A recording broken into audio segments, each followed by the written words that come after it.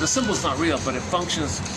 It gives you the excitement of the dopamine of the chase, as you anticipate getting mother, anticipate mother's going to love you. So you're kind of excited, you're hopeful, and that gives you chemistry.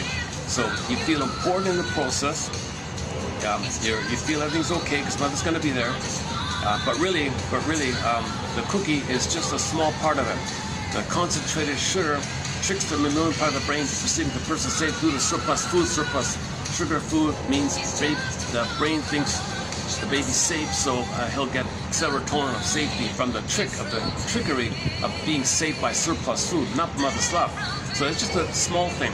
But since it's a symbol of mother, it's going to trigger when he did have mother. Now he's going to trigger the good old days, the fantasy of when he was one of the mother.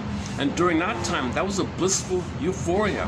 That was a delirious euphoria, oceanic feeling, blissful oneness, oceanic ecstasy, one guy calls it.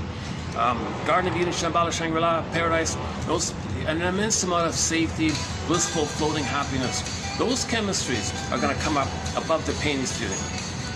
It's considered addictive, so you got to turn to the symbol. The symbol is a fake mother, a stand-in mother, a substitute mother called the ersatz self-object. Press the self-object after the baby. And it functions, these ersatz self-objects or oral items, oral fixation items, they function as a triggering device. Alman and Paul called it ATMs, addictive trigger mechanisms. It's a mechanism to trigger the good old days, to get up the chemistry above the pain you're feeling.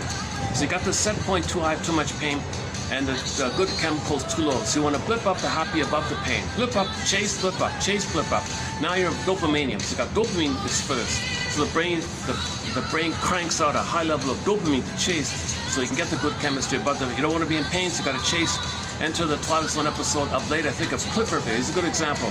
He was manically greedy, trying to get everything. Finally, at the end of it all, he owned the planet, basically. No more to chase. He begged the devil lady, played by Julie Newmar, a funny one. Please take me back to my youth, but keep my knowledge intact. And now with my extra knowledge, I can plunder more.